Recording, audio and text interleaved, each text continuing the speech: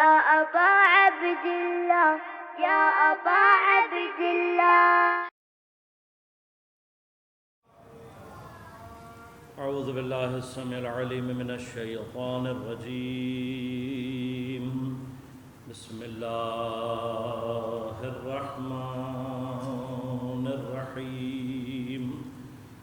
الحمد لله الذي هدانا لهذا وما كنا لنهتدي لولا أن هدانا الله لقد جاءت رسل ربنا بالحق. الصلاة والسلام على الرسول المسدد المصطفى الأمجد المحمود الأحمد أبي القاسم محمد.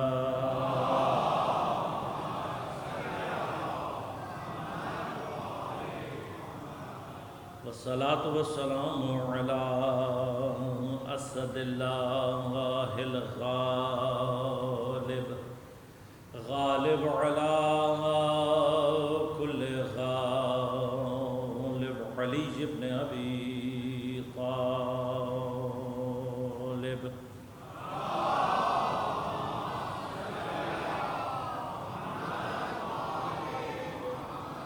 والصلاة والسلام على سيدة المعصومة المظلومة الطاهرة البتول بضعة الرسول فاطمة الزهراء السيدة النساء العالمين.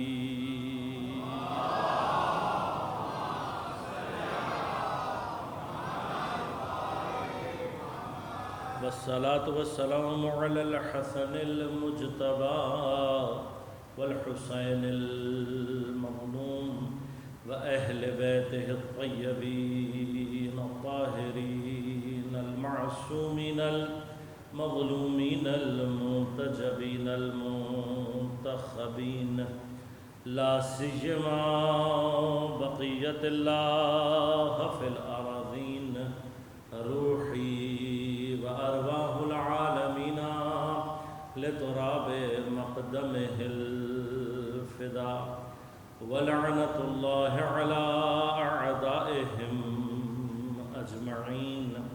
أما بعد قال الله تعالى في كتابه الكريم بسم الله الرحمن الرحيم فاسألوا أهل الذكر إن كنتم لا تعلمون. صلوات.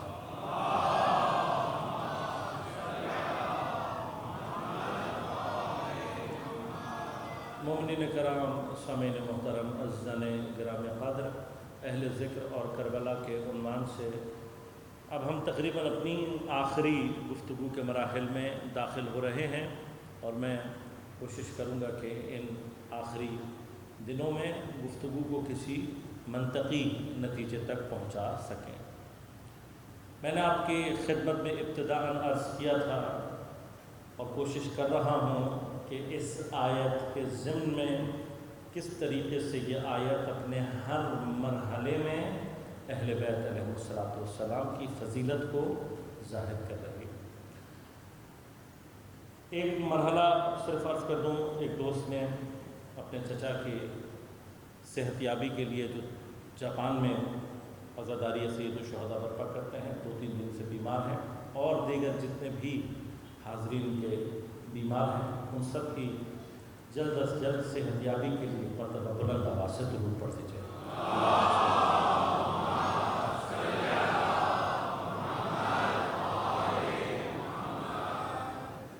ایک مرحلہ اور دوست نے ایک سوال کیا ہے، اس کو انشاءاللہ آپ کی خدمت میں عرض کر کے تیزی سے آگے بڑھوں گا کہ سوال انہوں نے یہ کیا کہ اہل ذکر سے سوال کرو تو ہم کیسے اہل ذکر سے سوال کر سکتے ہیں؟ تو میں نے عرض کیا تھا آپ کی خدمت میں کہ ائمہ علیہ السلام اپنے دور میں سوالوں کے جواب دیتے رہے، اور خود اپنے زمانے میں بھی ائمہ نے علماء اپنے شاگرد تیار اور آمادہ کیے، جو مختلف مناطق میں جواب دیا کرتے تھے، لہذا جناب حشام بن حکم کے بارے میں روایات یہ کہتی ہیں کہ آپ کے ایسے شاگرد تھے کہ بصرہ سے اگر کوئی امام سے سوال کرنے آتا تو امام اس سے یہ کہتے کہ اس سوال کا جواب تمہیں حشام وہاں دے سکتا تھا، لہذا فرماتے تھے کہ ان سے وہاں پوچھو، ہماری زیارت کے قصد سے آ رہے ہو تو مسئلہ نہیں۔ یعنی ایسے شاگرد ائمہ نے اپنی زندگی میں تیار کیا۔ اور پھر امام غیبت میں جو مرحلہ ہے، چونکہ ائمہ جانتے تھے، لہذا 11ویں امام علیہ السلام نے غیبت کے زمانے میں رہنمائی فرمائی اور کہا کہ ہمارے بعد یہ علماء حجت ہیں، کوئی بھی سوال ان کی طرف رجوع کرو، اور پھر ان کی جو صفات ہیں وہ بیان کی گئیں۔ اب مرحلہ صرف یہ ہے کہ اگر اس دور میں کوئی شخص اس مقام پر پہنچ جائے کسی علمی جستجو کے کہ جہاں پر کوئی اور جواب دینے والا نہ ہو، تو یہ ہمارا محکم عقیدہ بھی ہے اور ہمارے علماء کی ایک بڑی فہرست ہے کہ جنہوں نے اس مقام پر جا کر ائمہ سے جواب لیا ہے۔ اب اس کے جو طریقے ہیں، اس کے جو مرحلے ہیں وہ بہت سارے ہیں۔ کئی علماء ایسے ہیں جن کو خود پیغمبر کے زمانے میں بعض اصحاب ایسے ہوتے تھے کہ جن کے بارے میں پیغمبر جب وہ اٹھ کر آتے تھے صبح تو امام پیغمبر ان سے یہ پوچھتے تھے کہ تم نے رات کو کیا سیکھا۔ حتیٰ یعنی تعلیم کا ایک مرحلہ ایسا بھی ہے جو عالم خواب میں جاری ہوتا ہے۔ اب وہ کون سے مراحل ہیں، کیا کیا سلسلے ہیں، وہ انشاءاللہ کبھی فرصت رہی تو تفصیل سے آپ کی خدمت میں عرض کروں گا۔ لیکن اگر انسان علماء خود کسی ایسی جگہ پہنچ جائیں کہ جہاں پر کوئی جواب نہ دینے والا ہو تو امام کا فریضہ اور واجب ہو جاتا ہے، اور ہم کبھی بھی بے جواب نہیں رہے ہیں الحمدللہ۔ تو ہمارا مکتب ابھی بھی الحمدللہ ہمیں اس پہ پورا اطمینان ہے کہ الحمدللہ ہمارے پاس ہر سوال کا جواب موجود ہے۔ درود پڑھیے گا مطلب محمد۔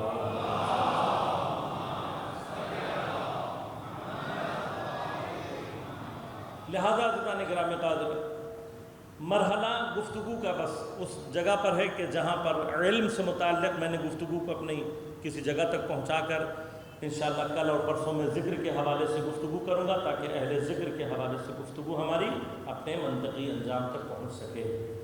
کل آپ کی خدمت میں نے عرض کیا کہ عالم کہلانے کا حق یا صرف اللہ کو ہے یا اہل بیت علیہ السلام۔ یہ وہ ہیں کہ جن کو عالم کہلانے کا حق ہے۔ ہم عالم نہیں ہیں، ہم ان کے دروازے کے ایک طالب علم ہیں۔ تسامحاً اگر ہمیں کوئی عالم کہہ دے تو ذرہ نوازی ہے، ورنہ اصل یہ ہے کہ ہم عالم نہیں، ہم طالب علم ہیں۔ اور ہماری حقیقت بھی یہی ہے کہ جو عرض کیا، دنیا میں آتے ہیں تو کچھ نہیں جانتے، ساری زندگی بھی اگر جانتے رہیں تو یہ سلسلہ ختم نہیں ہوتا، اور آخر عمر بھی انسان کی لا تعلمون ہو جاتی ہے، وہ جگہ پہنچ جاتا ہے کہ جہاں اسے کچھ یاد نہیں رہتا۔ اسی مقام سے، اسی کیفیت سے علماء نے 3 طرح کے علم بیان فرمائے ہیں۔ ایک علم وہ ہے کہ جس کو علم فطری کہا جاتا ہے، نیچر میں پایا جاتا ہے۔ یہ علم وہ ہے کہ جو آپ انسان کے علاوہ تمام حیوانات میں آبزرو کر سکتے ہیں۔ لہذا کوئی حیوان دنیا میں ایسا نہیں ہے، مائکروسکوپک آرگنزم سے شروع کر کے آپ ڈائناسور تک چلے جائیں، کوئی حیوان ایسا نہیں ہے جس کو اپنی زندگی لائف سائیکل گزارنے کا علم سیکھنا پڑے۔ کوئی حیوان ایسا، آپ مرغی کے 2 انڈے لیں کسی ایسی جگہ جہاں پر مرغی کا کوئی وجود ہی نہ پایا جاتا ہو، وہ انڈے وہاں رکھ دیں اور اس میں سے ایک میں سے مرغی نکلے اور ایک میں سے مرغا نکلے، تو وہ اپنا لائف سائیکل خود چلائیں گے، وہ آپ سے پوچھیں گے نہیں کہ ہمیں کیا کرنا ہے۔ کوئی بھی حیوان، تمام کے تمام حیوانات اپنا زندگی گزارنے کا علم لے کر آتے ہیں۔ اور اب اس پر بحث اپنی جگہ، لاسٹ ٹائم اگر آپ کو یاد ہوگا تو میں نے شہد کی مکھی کے حوالے سے مطالب آپ کی خدمت میں عرض کیے تھے۔ ایک سلسلہ ہے، بعض حیوانات کے پاس اتنے پیچیدہ علم موجود ہیں کہ انسان ابھی تک صحیح معنی میں ڈسکور نہیں کر سکا کہ یہ کس علم کے تحت یہ کام انجام دیتے ہیں۔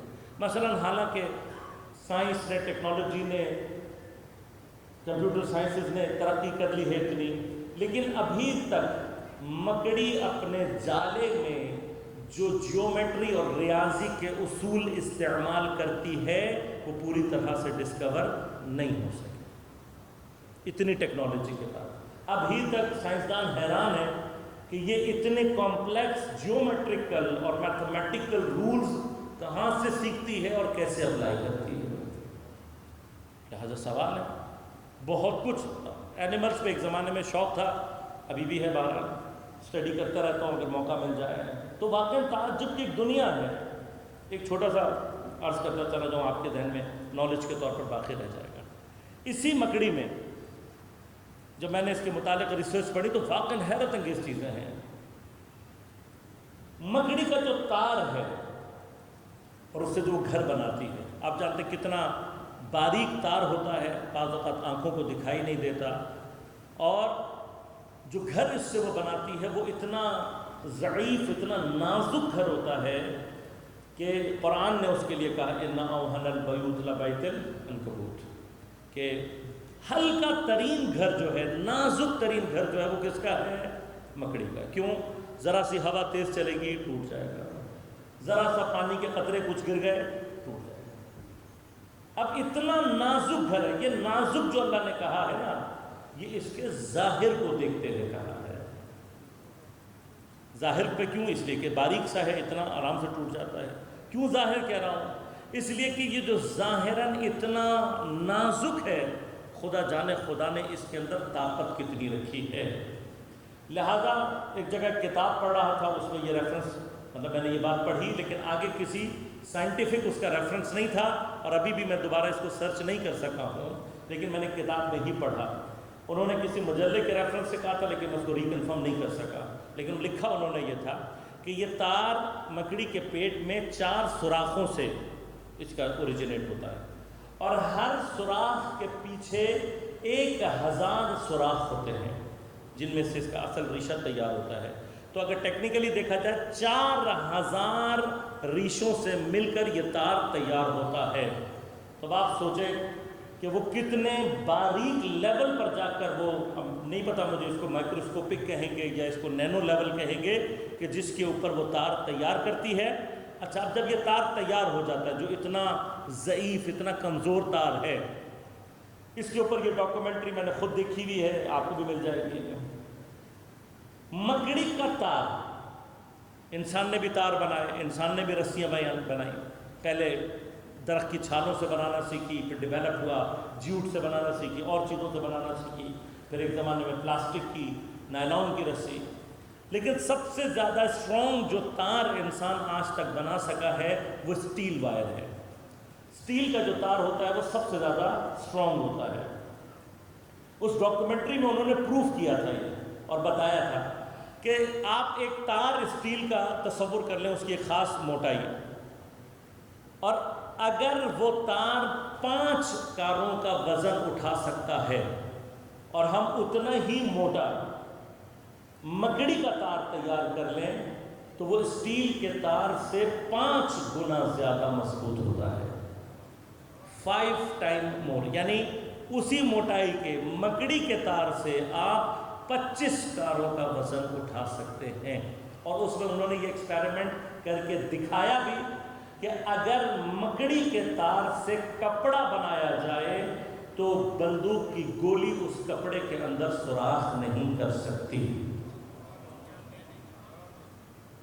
اب میں صرف یہ سوچتا ہوں کہ جس خدا کا نازک اتنا مضبوط ہے، جس ہاتھ کو طاقت دے کر اللہ ید اللہ کہہ دے، وہ ہاتھ کتنا مضبوط ہونا چاہیے۔ تو انسانی عقل، یہ تو میرے مولا نے شاید صرف ایک ٹرائل دکھایا تھا خیبر میں، ورنہ خدا جانے یہ ہاتھ کیا کیا کر سکتا ہے۔ لہذا عزیزان من، جتنے بھی حیوانات ہیں اب سب کے سب علم لے کر آتے ہیں، اس پر سب متفق ہیں، لیکن علم محدود ہوتا ہے۔ لہذا علم فطری کا حامل جب دنیا میں آتا ہے، علم لے کر آتا ہے لیکن علم محدود ہے۔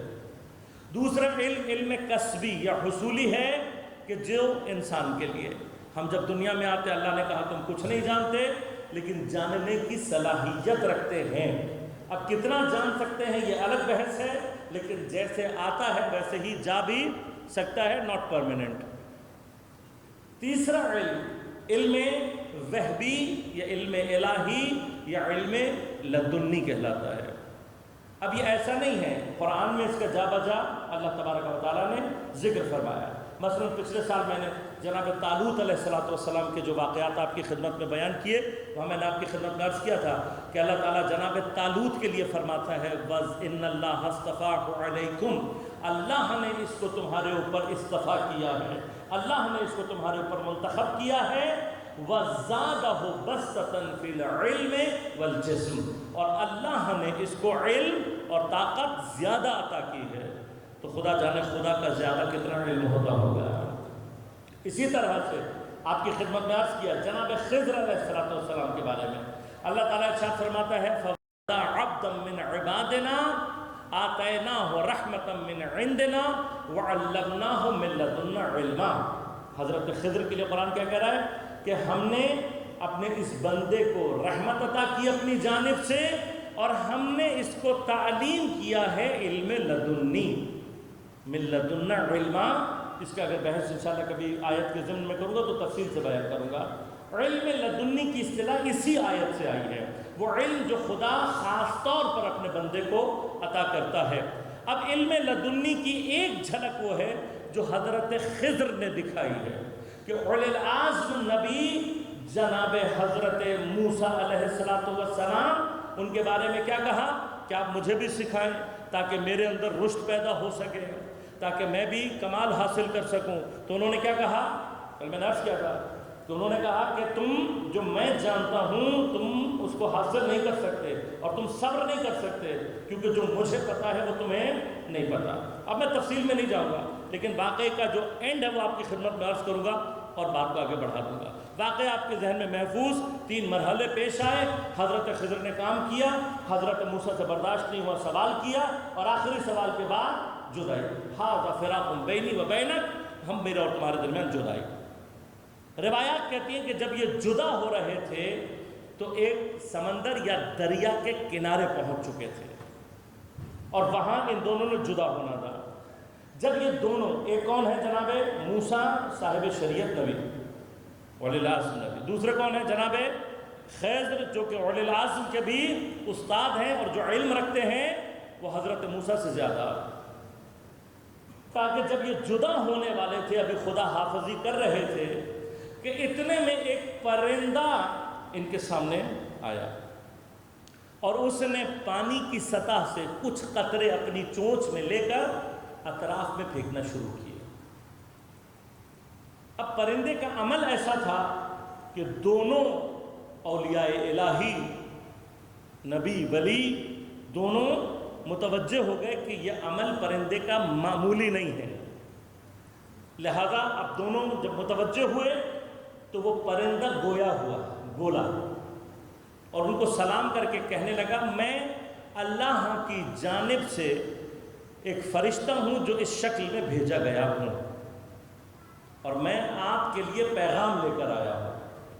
تو انہوں نے کہا بتائیے کیا پیغام ہے؟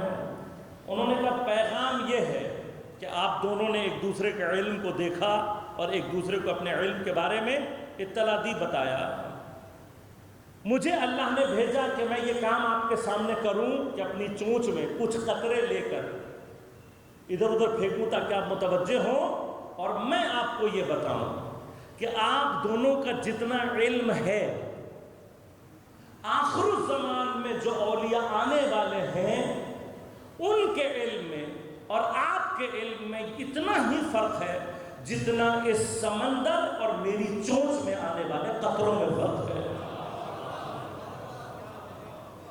آپ کے علم میں اور ان کے علم میں اتنا فرق ہے جتنا اس سمندر اور میری چونچ میں آنے والے قطروں میں فرق ہے۔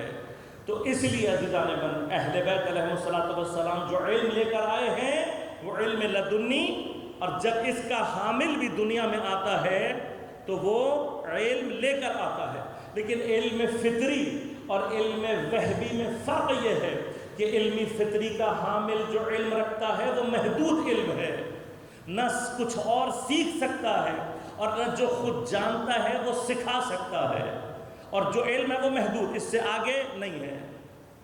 اینیملز نہیں سیکھ سکتے کچھ۔ یہ جو ایک پورا طاغوت کا نظام ہے جو مختلف ڈاکومنٹریز اور اس کے ذریعے سے یہ ثابت کرنا چاہتا ہے کہ جانوروں میں بھی کوئی سیکھنے سکھانے کا علم ہے، وہ سکھاتے ہیں، بتاتے ہیں، یہ سب اس سے دھوکہ ہے، اس کے علاوہ کچھ نہیں ہے۔ آپ جانور کو کچھ نہیں سکھا سکتے۔ اور کبھی انشاءاللہ موقع رہا اور آپ کی سماعتوں نے تقاضا کیا اور ہم نے نفس شناسی پر بحث کی تو وہاں پر آپ کی خدمت میں عرض کروں گا۔ میں نے عرض کیا تھا نا کہ مولا سائل کی ظرفیت دیکھ کر جواب دیتے ہیں، لہذا جناب کمیل ابن زیاد آ کر جب مولا کائنات کی خدمت میں سوال کرتے ہیں، کہتے ہیں مولا میں نفس کے بارے میں جاننا چاہتا ہوں، مجھے نفس کے بارے میں بتائیے۔ تو ظرف تھا، اس لیے جناب امیر نے کہا کمیل کس نفس کی بات کرتے ہو؟ تو سننے کے بعد جناب کمیل نے فوراً کہا مولا کیا نفس ایک سے زیادہ ہوتا ہے؟ تو مولا کی ایک مفصل حدیث ہے جس میں مولا نے 4 طرح کے نفس گنوائے۔ نفس نامیہ نباتیہ، پودوں کا نفس، نفس حسیہ حیوانیہ، اینیملز کا نفس، نفس ناطقہ انسانیہ، انسانوں کا نفس، اور نفس کلیہ الہیہ، اولیاء کا نفس۔ پھر ہر نفس کی 5 قوتیں اور 2 خاصیتیں گنوائی ہیں۔ اب کبھی موقع رہا تو انشاءاللہ آپ کی خدمت میں عرض کروں گا کہ آپ اور ہم جب اس کو پڑھتے ہیں اور اس پر تحقیق کرتے ہیں تو جو میرے مولا نے پودے کے لیے بیان کر دیا، کوئی پودا اس کی سرحد سے باہر نہیں نکل سکتا۔ جو میرے مولا نے حیوانات کے لیے بیان کر دیا، کوئی بھی اینیمل اس دائرے سے باہر نہیں نکل سکتا۔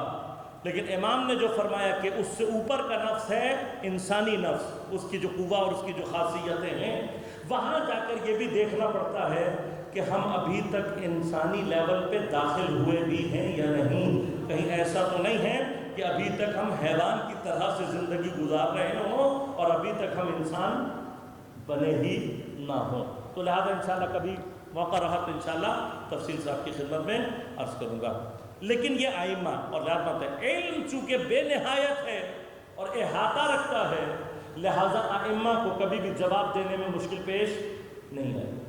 لہذا روایات میں ملتا ہے کہ جب امام نے سلونی کا دعویٰ کیا تو ایک زمانے میں کچھ خوارج، کچھ ناصبی ایسے بھی تھے کہ انہوں نے بہت دماغ لگایا اس پر، کہ بھئی یہ تو طے شدہ ہے کہ امیر علیہ السلام سے سوال پوچھو گے جواب ملے گا، کہ لیکن کچھ ایسا سوال کیا جائے جس کا جواب بہت طولانی ہو، ایسا سوال کرو کہ کم از کم سوال طولانی ہو، اور عین جس وقت امام فجر کی نماز پڑھنے جاتے ہیں اس وقت ہم سوال کریں گے، تو کم از کم یا نماز اول وقت سے دیر ہو جائے گی، اگر سوال بہت لمبا ہوا تو ہو سکتا ہے نماز قضا بھی ہو جائے، اگر امام نے جواب دینے سے منع کیا کہ ابھی نہیں دے سکتا تب بھی ہمارے پاس پوائنٹ ہاتھ میں آ جائے گا، کچھ نہ کچھ ہو جائے گا۔ اب ایسے موقعوں پہ لازمت ہے، شیطان بھی مدد کرتا ہے اپنے دوستوں کی۔ بڑا سوچا، بہت سوچا کہ کیا جواب لمبا ہو، دے تو دے گیا امیر المومنین، جواب لمبا ہونا چاہیے۔ بہت سوچا، پھر ان کے ذہن میں آیا ایسا جواب لازمت ہے جس میں تعداد زیادہ ہو، گنوایا جا سکے زیادہ، وہی سوال طولانی ہو سکتا ہے۔ اب سوال تیار کر کے آئے، صبح امیر گھر سے نکلے، راستے میں کھڑے ہو گئے، اور جیسے ہی امام مسجد کے دروازے میں داخل ہونا چاہتے تھے سلام کیا، امام نے جواب دیا، کہ مولا سوال۔ امام نے پوچھا کیا سوال؟ کہ مولا سوال یہ ہے کہ کون کون سے جانور انڈے دیتے ہیں اور کون کون سے جانور بچے دیتے ہیں، بچے دینے والے کون سے ہیں اور انڈے دینے والے کون سے ہیں؟ اب ان کا خیال یہی تھا کہ امام ایک ایک کر کے بتائیں گے تو لمبا ہو جائے گا کام۔ میرے مولا نے قدم روکے بغیر، ٹھہرے نہیں مولا، قدم روک کے بغیر چلتے چلتے میں ارشاد فرمایا کہ جس کے کان باہر ظاہر کی طرف ہوتے ہیں وہ بچے دیتا ہے، جس کے کان ظاہر نہیں ہوتے وہ انڈے دیتا ہے۔ یہ کہتے ہوئے مولا چلے گئے، نماز پڑھی، تعقیبات پڑھی، سورج نکل آیا۔ اب جب مولا واپس آئے تو دیکھا وہیں کھڑے ہوئے گن رہے تھے، ہاں اس کے کان ہیں، یہ انڈے دیتا ہے۔ امام نے پوچھا نماز پڑھی؟ مولا جمع کر رہے تھے. لہذا پچھلے دنوں میں تحقیق دیکھ رہا تھا، کسی نے یہ بات لکھی ہے کہ کسی نے ایک سائنٹیفک ادارے کو باقاعدہ یہ لکھ کر بھیجا تھا، یا کسی سائنٹیفک ادارے کا سوال آیا تھا اور اس نے یہ حدیث بھیجی جسے انہوں نے اپروو کیا کہ ہاں ایسا ہی ہے. لہذا ایک زمانے میں میرے ذہن میں یہ خیال آیا تھا کہ انسان نے ڈائناسورس دیکھے نہیں، دیکھا تو نہیں ہے نا ہم نے ڈائناسورس کو، ڈائناسورس کے صرف فاسل ملے، اور فاسلز ملنے کے بعد اس کا جو اسٹرکچر ہے وہ انسان نے خود ہی اس کے حساب سے بنایا کہ اس شکل کا ہوگا. لیکن جب انسان کو یہ پتہ لگا کہ ڈائناسورز انڈے دیتے تھے تو اتنے بڑے ڈائناسور بنائے، ان کے کان باہر نہیں بنائے گئے کہ اگر انڈے دیتا ہے تو کان باہر کی جانب نہیں ہونے چاہیے. یعنی یہ ایک سائنٹیفک پروف ہے کہ جو مولا نے، اب یہی چیزیں بتاتی ہیں کہ ائمہ کے علم کا احاطہ کتنا ہے. لہذا غور کیجیے گا، مرحلہ یہ ہے کہ جب علم فطری کا حامل دنیا میں آتا ہے، علم لے کر آتا ہے. یہ کامن آبزرویشن ہے، ہم اور آپ نے دیکھا بھی، کوئی مسئلہ نہیں. اگر جانور علم لے کر آئے تو کسی کو تکلیف نہیں ہوتی، لیکن جب ہم یہ کہتے ہیں کہ معصوم علم لے کر آتا تو ہر ایک سوال کرتا، بھئی کیسے ہو گیا، کیسے نہیں ہوا ہے. تم صرف تاریخ میں دیکھو کہ معصوم نے کب ماں کے یا کسی اور معصوم کے ہاتھوں پر کلام کیا ہے. تو تمہیں وہ جگہ بھی مل جائے گی کہ جب پیغمبر کے ہاتھ پر پہلی مرتبہ مولا کائنات نے آنکھ کھول کر پیغمبر کی زیارت کی تو اس کے بعد اپنے اسی علم الہی کا اظہار کرتے ہوئے کہا، یا رسول اللہ آپ بتائیے، آپ کہیں گے تورات تو تورات سناؤں گا، انجیل تو انجیل سناؤں گا، زبور تو زبور سناؤں گا، اور قرآن کہیں گے تو قرآن سناؤں گا. لہذا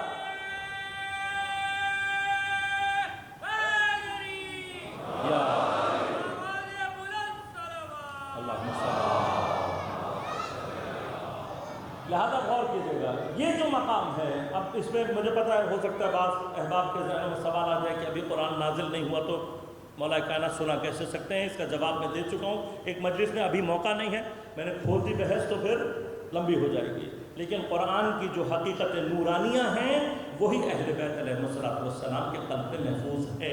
تو انشاءاللہ کبھی موقع رہے گا تو عرض کروں گا آپ کی خدمت میں تفصیل سے، لیکن کوئی مشکل کام نہیں. بس علم لدنی کا حامل علم رکھتا ہے لامحدود.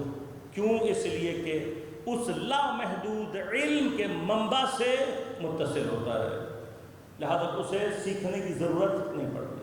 لیکن خود علم کے اپنے کچھ مراتب ہیں، اور ہر مرتبے کے اعتبار سے جب انسان جواب دیتا ہے تو جواب کی تاثیر اور اثبات انسان کے وجود میں ہوتی ہے اس درجہ علمی کے اعتبار سے. میں ایک مثال دوں اور پھر بات کو آگے بڑھاؤں. اس اعتبار سے علماء نے علم کی تقسیم کی ہے علم الیقین، عین الیقین اور حق الیقین. دیکھیے، علم جب اپنے انتہائی نقطے پر پہنچتا ہے اس منزل کو کہتے ہیں یقین، لیکن پھر یہ یقین اپنے مراحل طے کرتا ہے. علم الیقین کیا ہے؟ آپ کو علم ہے اس بات کا کہ آگ جلاتی ہے. اب سائنٹیفکلی آپ نے جو بھی ٹمپریچر کے ذریعے سے یا کسی اور ذریعے سے اس کی پراپرٹیز کو جاننے کے بعد یہ علم حاصل کر لیا کہ آگ جلاتی، آپ کو یقین حاصل ہو جائے گا.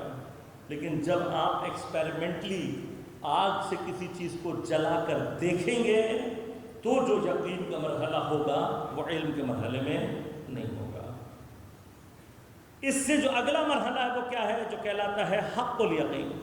حق الیقین کا مرحلہ یہ ہے کہ اگر خدا نخواستہ اسی ایکسپیریمنٹ کے دوران آپ کا اپنا ہاتھ جل گیا، اب خود بتائیے، اگر خدا نخواستہ آپ کا ہاتھ جل گیا ہو اور آپ کا بچہ ہی اس کو ہاتھ چھونے جا رہا ہو، تو جب آپ کا ہاتھ جلا ہوا ہوگا تو آپ کا جو آنسر ہوگا وہ شدید تر ہوگا، کیونکہ آپ نے جو چیز خود ایکسپیرینس کر لی ہے. اب آپ کو پتہ ہے کہ آپ کا بچہ اگر ہاتھ لگائے گا تو آنسر انسان کا اس کے یقین کے لیول کے اعتبار سے مختلف ہوتا ہے، اور اسی کا جو تاثیر ہے وہ انسان کے وجود پر مرتب ہوتی ہے. اب اگر سوال صرف یہ ہے کہ اب اگر اہل ذکر سے کوئی خدا کے بارے میں سوال کرے خدا کے بارے میں سوال کرے تو اہل ذکر کو خدا کے بارے میں یقین کے مرحلے پر ہونا چاہیے یا نہیں ہونا چاہیے؟ سوال صرف یہ ہے کہ یہ جو مرحلہ یقین ہے یہ کون سا ہوگا اہل ذکر کے پاس؟ آیا اہل ذکر صرف علم الیقین کی بنا پر بات کرتے ہیں، عین الیقین کے مرحلے میں ہیں، یا حق الیقین؟ میں ایک ایگزامپل سے بات کو اور سمجھاؤں اور پھر گفتگو کو آگے بڑھاؤں۔ دیکھیے یہی جو مرحلے علم، عین اور حق الیقین کے، آپ نے دھواں اٹھتے ہوئے دیکھا تو آپ کو پتہ لگ جائے گا کہ آگ لگی ہوئی ہے۔ اب آپ کو یقین کرنے کے لیے کسی چیز کی ضرورت نہیں ہے، اس لیے کہ معلول نے علت کا پتہ دے دیا ہے، آگ لگی ہوئی ہے، دھواں اٹھ رہا ہے تو آگ ہوگی۔ ہمارا جو ابتدائی علم ہے خدا کے بارے میں وہ یہی ہے، علم الیقین۔ ہم آثار کے ذریعے سے خدا مؤثر تک پہنچتے، معلول کے ذریعے سے علت کا پتہ چلا، لیکن اس کی جو کیفیت آپ جانتے ہیں وہ اتنی گہری نہیں ہوتی۔ دوسرا مرحلہ کیا ہے کہ آپ خود تشریف لے جائیں، زحمت کریں اور آنکھ کو جا کر اپنی آنکھوں سے دیکھنا شروع کریں۔ اب جب آپ اپنی آنکھوں سے آگ دیکھ لیں گے تو یقیناً جو کیفیت یقین ہے وہ شدید تر ہو جائے گی۔ لیکن آج کل ایک ٹیکنالوجی اور آ گئی ہے، ہولوگرام ٹیکنالوجی۔ تو ہولوگرام ٹیکنالوجی سے کسی نے یہاں آگ لگا دی تو آپ کو ایسے لگے گا جیسے اوریجنل آگ لگی ہوئی ہے۔ تو کیسے پتہ لگے گا؟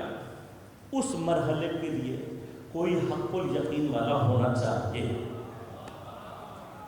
اس مرحلے کے لیے حق الیقین والا ہونا چاہیے۔ اب اگر آپ کے اندر جرأت ہے اور آپ آگ میں ہاتھ ڈال کر چیک کر سکتے ہیں، یہ جرأت پیدا کر لی آپ نے، تو اس کے جو آثار ہیں وہ اپنے وجود کا جو اثر آپ پر ڈالیں گے وہ آخری مرحلہ ہوتا ہے یقین کا۔ اب اسی سے ایک مثال ہے جو علماء نے بیان کی ہے، یہاں پر حتماً مراد پروردگار کی آگ سے لینا نہیں ہے، صرف مثال جس میں مناقشہ نہیں ہوتا، غور کیجیے گا۔ آگ اشیاء کے اعتبار سے جو اشیاء اس میں آتی ہیں یا ڈالی جاتی ہیں ان کی کیفیت کے اعتبار سے ان کے اوپر اپنا اثر ڈالتی ہے۔ اب میں اگزامپل دے رہا ہوں، آپ غور کیجیے گا۔ 3 چیزیں آپ تصور کریں، ایک پلاسٹک کی، ایک لکڑی کی اور ایک لوہے کی۔ یہ جیسے ہی آپ آگ کے نزدیک لے کر آئیں گے کیا ہوگا؟ جو پلاسٹک کی چیز ہے ابھی آگ کے اندر نہیں گئی، آگ کے نزدیک آتے ہی کیا ہوگا؟ اس کی جو شکل ہے وہ تبدیل ہونا شروع ہو۔ جس قلب میں اہل بیت کی ولایت نہ ہو وہ آ کر حقیقت نورانیہ الہی کے نزدیک جب آتا ہے تو ٹیڑھا ہو جاتا ہے پلاسٹک کی طرح سے۔ یہ جو اللہ تعالیٰ نے مختلف مقامات پر کہا کہ ان کے دل ٹیڑھے ہیں، زیغ ہے ان کے قلوب میں، مرض ہے، اس سے مراد یہی ہے۔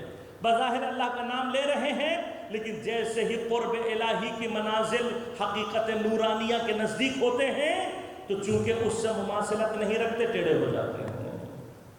لہذا اب اس کی اوقات ہی نہیں ہے کہ اس کو ڈالا جائے، یہ جانے سے پہلے فارغ ہو جاتا ہے۔ دوسرا مرحلہ کیا ہے کہ آپ نے جو 2 چیزیں بچ گئیں ان کو آپ نے آگ میں ڈال دیا، لکڑی اور لوہا۔ اب غور کیجیے گا، لکڑی اور لوہے میں کیا ہوگا؟ لکڑی جل جائے گی، خاک ہو جائے گی، لوہا نہیں جلے گا۔ کیوں؟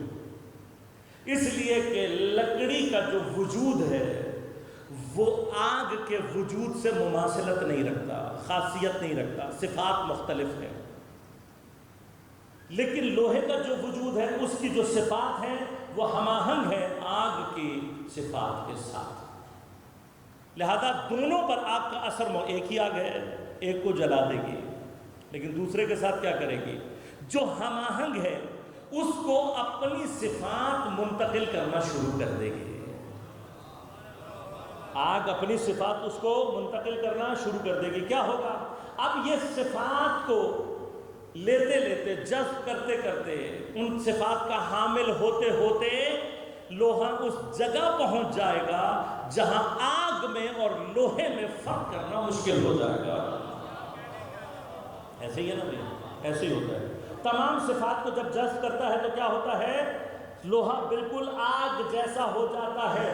اب اگر ذرا سا نظر دھوکہ کھا جائے تو کبھی لوہے کو آگ سمجھنے لگتی ہے, کبھی آگ کو لوہا سمجھنے لگتی ہے. بس اگر یہ منزل میں نے آپ تک پہنچا دی تو میرے لیے مقام آسان ہو گیا. کہ اب غور کیجئے گا, یہ جو معراج پر واقعہ پیش آ رہا ہے کہ پیغمبر جناب جبرائیل جو کہ مقرب ترین فرشتے ہیں ان کو ساتھ لیے ایک منزل پر پہنچتے ہیں کہ جہاں پر پہنچ کر جناب جبرائیل یہ کہتے ہیں یا رسول اللہ اگر بال برابر بھی آگے جاؤں گا تو جل جاؤں گا.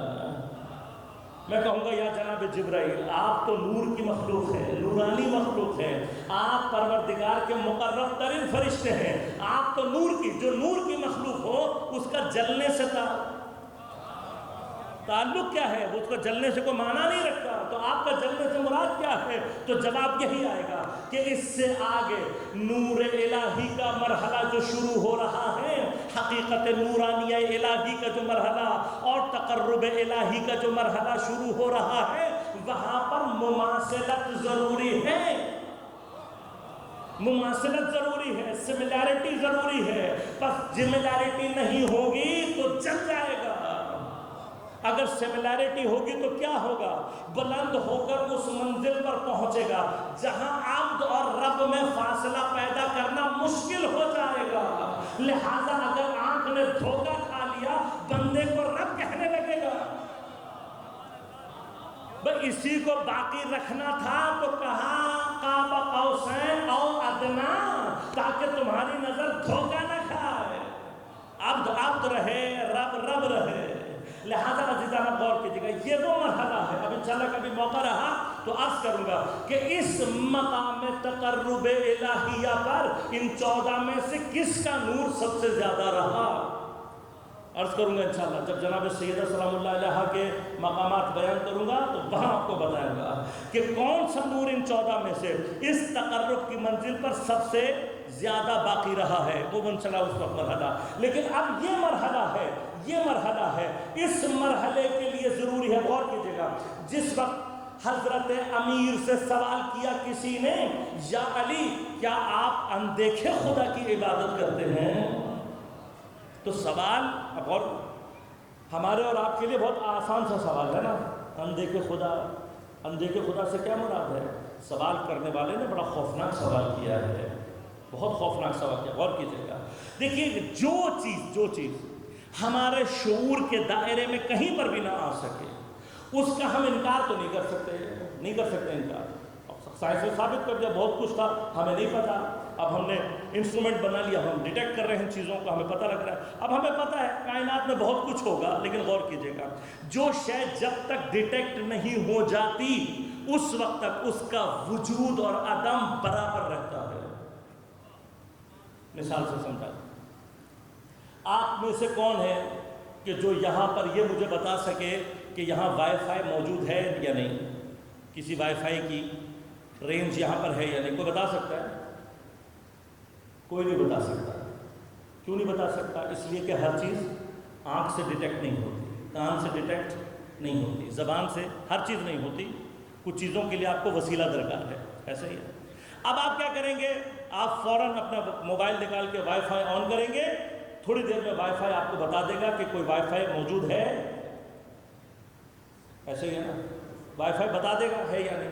اب جب تک غور کیجئے گا, جب تک موبائل نے نہیں بتایا کہ کوئی وائی فائی ہے یا نہیں,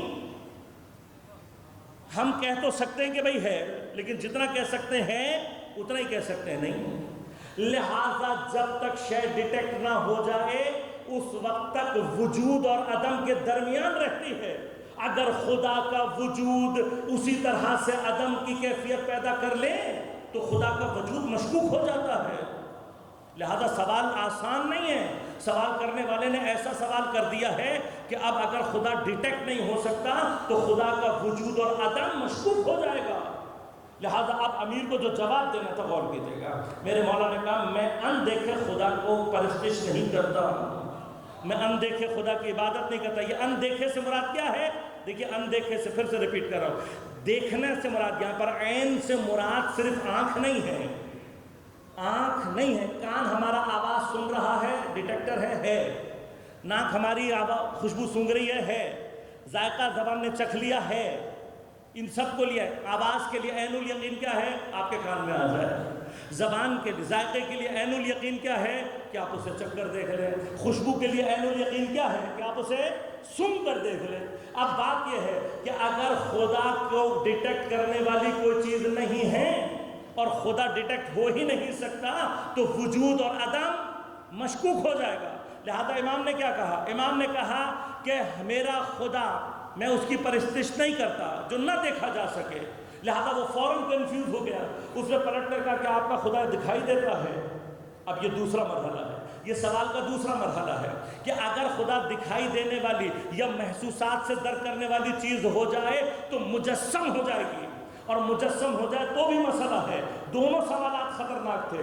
امام نے فوراً پلٹ کر کہا میرا خدا اتنا ہلکا نہیں ہے، اتنا چھوٹا نہیں ہے کہ وہ محسوسات کے دائرے میں نہ جائے۔ میرے خدا کو قلب کی آنکھوں سے درک کیا جاتا ہے، قلب کی آنکھوں سے۔ اور وہ انشاءاللہ کبھی رہی فرصت تو آپ کی خدمت میں عرض کروں گا کہ اللہ نے انسان کے روح میں جو قلب کا حصہ رکھا ہے وہ واحد چیز ہے کہ جو انفینٹی کو ڈیٹیکٹ کر سکتی ہے۔ دا ڈیٹیکٹر آف انفینٹی انسان کے اندر اس کا قلب ہے، اور قلب کی شرافت ہی اسی لیے زیادہ ہے کہ یہ اللہ نے، اور یاد رکھے گا ڈیٹیکٹ کرنے کا مطلب ہرگز اس کا احاطہ کرنا نہیں ہے، احاطہ کرنا نہیں ہے۔ جیسے آپ کا موبائل بس اتنا بتا دیتا ہے کہ ہے، آگے نہیں جا سکتا، اس سے اس کی رینج کو نہیں بتا سکتا، وہ صرف اتنا بتائے گا کہ ہے۔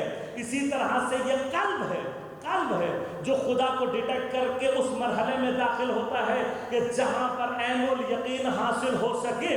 اب بندے کی جو پرواز ہے وہ وہاں تک ہے کہ بندہ اگر کمال حاصل کر لے تو علم الیقین سے نکل کر عین الیقین میں داخل ہو سکتا ہے، اپنے قلب سے اللہ کو درک کر سکتا ہے، لیکن وہاں پر بھی شبہ کی کوئی نہ کوئی گنجائش باقی رہتی ہے۔ لہذا ضروری ہے کہ کوئی ایسا ہو کہ جو خدا کی معرفت میں حق الیقین کی منزل پر موجود ہو۔ لہذا معراج کا پورا واقعہ، اس کا ایک فلسفہ یہ ہے کہ ہمیں اور آپ کو یہ بتا دیا جائے کہ خدا کی معرفت کے اعتبار سے نور محمد و آل محمد وہ نور ہے جو کہ اس منزل پر ہے کہ جس منزل کو منزل حق الیقین کہتے ہیں۔ لہذا اگر کوئی عین الیقین کے منزل پر بھی دھوکہ کھانا چاہے گا تو اہل بیت علیہم الصلوۃ والسلام اس کی ہدایت کے لیے موجود ہیں۔ اور اگر یہ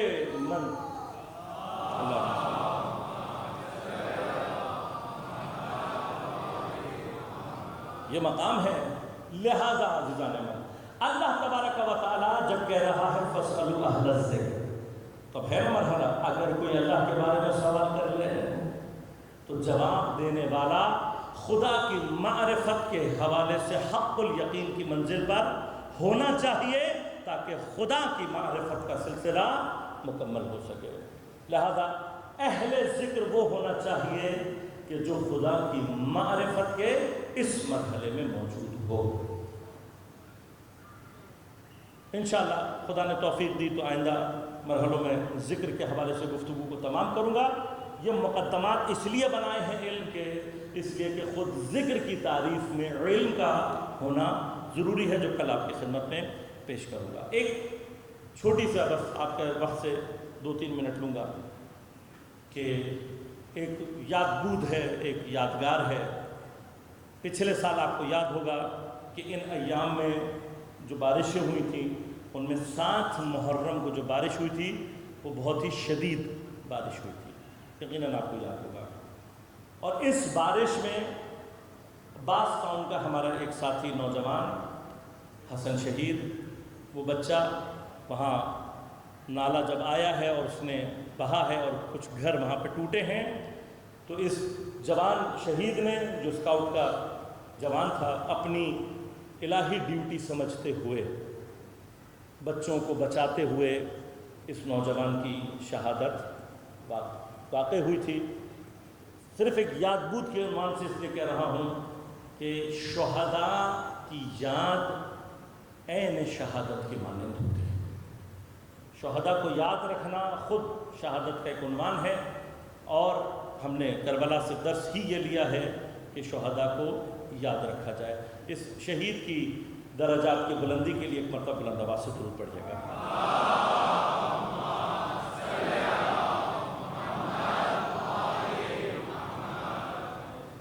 جوان کا ذکر ہو کربلا میں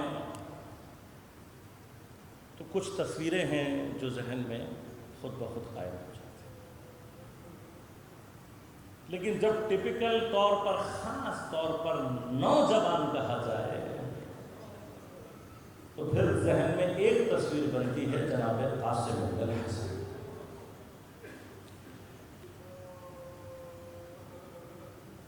کربلا میں جو میں اپنی ناقص کیفیات کے ساتھ مقتل میں سمجھ سکا ہوں، جتنی محبت امام حسین علیہ السلام کو امام حسن کے بچوں سے تھی، اتنی امام نے اپنے بچوں سے محبت نہیں کی۔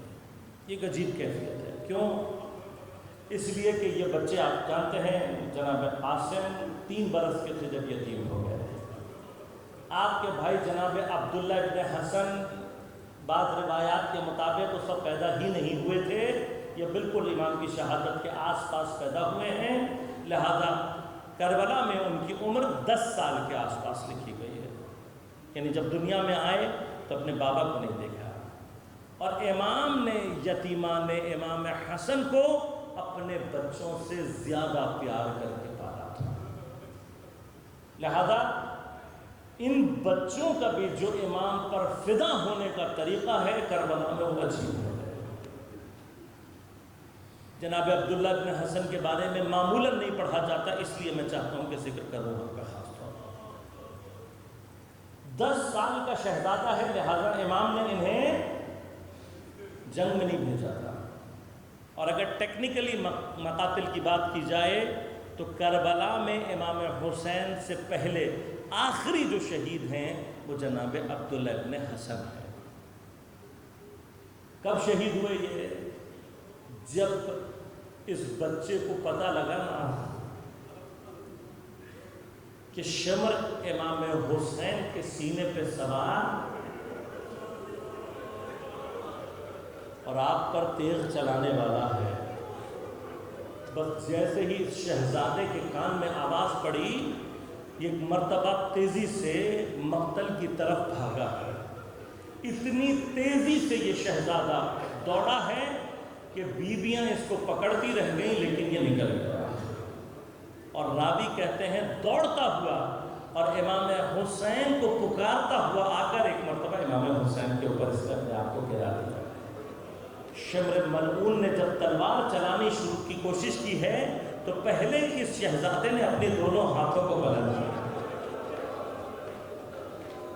اپنے ننھے بازوؤں سے اپنے چچا کو بچانا چاہتا، لیکن تلوار اتنی تیز تھی شہزادے کے دونوں ہاتھ قطع ہو گئے، اور اس شہزادے نے تڑپتے ہوئے امام حسین کی گود میں شہادت دی ہے۔ امام کی شہادت کا مرحلہ اس کے بعد دوبارہ شروع ہوا۔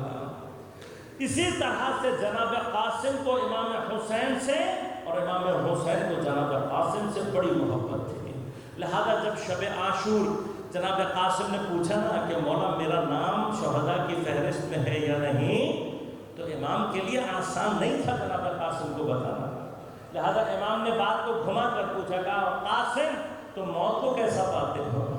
تو میرے شہزادے نے بھی عجیب جواب دیا، عشق حسین سے بھرا ہوا جواب ہے، کہا مولا آپ کی رکاب میں آپ کے ساتھ اگر موت بھی ہو تو قاسم کے لیے احلی من العسل، شہد سے زیادہ شیریں ہو۔ یہ عشق جناب قاسم ہے امام حسین کے لیے، کتنا محبت کرتا ہے شہزادہ۔ لہذا کیا ہوا ہے، بار بار عاشور کے دن جناب قاسم آتے ہیں اور امام حسین سے اذن جہاد طلب کرتے ہیں۔ امام ہر بار کوئی بہانہ کر کے جناب قاسم کو ٹال دیتے ہیں، کیوں؟ اس لیے قاسم کو مقتل میں بھیجنا امام کے لیے آسان نہیں۔ جس امام نے اپنا علی اکبر خود تیار کر کے بھیج دیا، قاسم کو مقتل میں بھیجنا امام کے لیے آسان نہیں تھا۔ ایک مرحلہ وہ آیا جب جناب قاسم دل شکستہ، دل ملول، پشت خیمہ پر جا کر بیٹھ گئے اور اپنے گھٹنوں میں سر دے کر رونے لگے، راوی کہتے ہیں روتے روتے ہاتھ پر بندھے تعویذ کی طرف ذہن گیا۔ ایک مرتبہ اس تعویذ کو کھول کر دیکھا اور روتے ہوئے قاسم کے چہرے پر مسکراہٹ آ گئی۔ دوڑتے ہوئے وہ عبارت کو خط لے کر امام حسین کی خدمت میں پہنچے۔ امام نے جب اپنے بھائی کی عبارت کو دیکھا، ایک مرتبہ امام کی آنکھوں سے آنسو جاری ہو گئے۔ کہا جاؤ قاسم، جا کر اپنی ماں سے اجازت لے کر آؤ۔ جناب قاسم گئے ہیں جناب فروا سے، ام فروا سے اجازت لینے۔ خدا جانے میں تو آج تک جناب ام فروا کو نہیں سمجھ سکا۔ خدا جانے کربلا کی خواتین کس منزل پر فائز ہیں۔ ام فروا کا اکلوتا بیٹا ہے جناب قاسم۔ اکلوتا بیٹا مقتل میں بھیجنا آسان کام نہیں ہے، لیکن جناب قاسم اکلوتے ہی نہیں ہیں، جناب قاسم خوبصورت بھی بہت ہیں۔ کتنا حسین ہے قاسم۔ تاریخ لکھتی ہے دشمن کی فوج جناب قاسم کے لیے یہ الفاظ بیان کرتی ہے کہ جب ہم نے دیکھا کہ امام حسین کے خیموں سے ایک 13 یا 14 برس کا لڑکا آیا ہے جنگ کرنے کے لیے، تو کسی نے پوچھا، کہا بچے تم کون ہو؟ تم کون ہو؟ اپنا تعارف کراؤ۔ کہا اس نے اپنا تعارف کرانے سے پہلے جیسے ہی اپنے چہرے سے نقاب اتاری تو خدا کی قسم ایسا لگ رہا تھا جیسے چاند کا ٹکڑا زمین پر اتارا۔ اتنا حسین چہرہ میں نے زندگی میں نہیں دیکھا۔ اتنے خوب تصور کرو نا، جو دشمن کی فوج کی نگاہوں میں اتنا حسین ہے، وہ اپنی ماں کے لیے کتنا خوبصورت ہے۔ خدا جانے جناب ام فروا عرفان کے کس مرحلے پر ہیں۔ مقتل لکھتی ہے 1 منٹ بھی نہیں لگایا جناب ام فروا نے اپنے شہزادے کو امام حسین پر قربان کرنے کے لیے۔ اب جب جناب قاسم آئے ہیں تو آپ جانتے ہیں نازک اندام ہیں، کوئی ذرا حضرت قاسم کے بدن پر پوری نہیں آتی، کوئی خود حضرت کے سر پر پورا نہیں آتا، لہذا واحد شہزادہ ہے جو زیورات جنگی کے بغیر میدان میں گیا ہے۔ آیت اللہ جعفر شوشتری علیہ الرحمہ خصائص حسینیہ میں لکھتے ہیں کہ جیسی قاسم کی شہادت ہے کسی اور کی شہادت نہیں ہے۔ دوسری بات یہ ہوئی کہ امام نے جب دیکھا تو امام حسن مصطفیٰ کا امامہ منگوایا، اور امامے کو منگا کر امام نے امامے کے 2 حصے کیے۔ ایک حصہ کفن کی طرح سے پھاڑ کر قاسم کے گلے میں ڈالا، دوسرے حصے کا امامہ بنا کر حضرت کے سر پر رکھا۔ اب قاسم جانے کے لیے تیار ہیں۔ راوی کہتے ہیں قاسم کو گلے لگا کر امام حسین اتنا روئے ہیں، اتنا روئے ہیں، اتنا رویا میرا مولا کہ بعض مقاتل نے لکھا ہے فغشیہ، امام پر غشی طاری ہو گئی۔ قاسم کو جدا کرنا میرے مولا کے لیے بہت سخت تھا، قاسم کو جدا نہیں کر پا رہے تھے۔ شہزادے کو سوار کیا اور رکابوں کو کاٹ کر اونچا کیا گیا۔ اب جو قاسم کی سواری چلی ہے، حسین بہت دور تک قاسم کی سواری کے پیچھے دوڑتے ہوئے گئے، اور جب واپس آئے ہیں تو تاریخ کہتی ہے امام حسین ایک جگہ بیٹھ نہیں سکے، بار بار خیمے کے سامنے ٹہلتے جاتے ہیں اور مقتل کی طرف نگاہ کرتے رہتے ہیں۔ شاید میرا قاسم مجھے آواز دے، شاید میرا قاسم مجھے آواز دے۔ بس عزادارو، ادھر یہ واقعہ پیش آیا۔ میرے مولا نے جب ارزق شامی اور اس کے بیٹوں کو ایک ایک کر کے واصل جہنم کیا تو شمر کی چیخ نکل گئی، کہنے لگا ارے یہ علی مرتضیٰ کا بیٹا ہے، اسے بچہ مت سمجھو۔ ایک بڑے لشکر کو حکم دیا کہ جناب قاسم پر حملہ کر دے۔ یہ بڑا لشکر جب آ کر حملہ آور ہوا ہے تو میرا مولا بڑی دیر تک مقابلہ کرتا تھا، لیکن عزادارو زرہ نہیں تھی بدن پر، جو تیر آتا تھا میرے مولا کے بدن پر لگتا تھا، جو نیزے کا وار ہوتا تھا میرے مولا کو زخمی کرتا چلا جاتا تھا۔ ارے قاسم کو بہت زخمی کر دیا، لیکن میرا مولا مقابلہ کرتا رہا۔ اتنے میں ایک پہلوان نے بڑا سا گرد لے کر آپ پر حملہ کیا۔ جناب قاسم نے اپنی تلوار سے روک تو لیا، لیکن گرد آ کر پیشانی پر لگا۔ بس عزادارو سر پر خود نہیں تھا، جیسے ہی گرد لگا میرے مولا کی پیشانی دوبارہ ہو گئی. قاسم ایک مرتبہ چکرا کر گھوڑے سے زمین پر گر. آیت اللہ جعفر شوستری لکھتے ہیں کہ جو شہید گرتا تھا وہ امام کو سلام کرتا تھا, علیکم السلام یا ابا عبداللہ. کہا لیکن قاسم کو امام حسین سے اتنی محبت زیادہ تھی کہ جب قاسم گرے ہیں تو سلام نہیں کیا بلکہ گرتے گرتے کہا یا عمّا ادرکنی, اے میرے مولا, اے میرے چچا مدد کرو, یا عمّو ادرکنی, اے میرے چچا.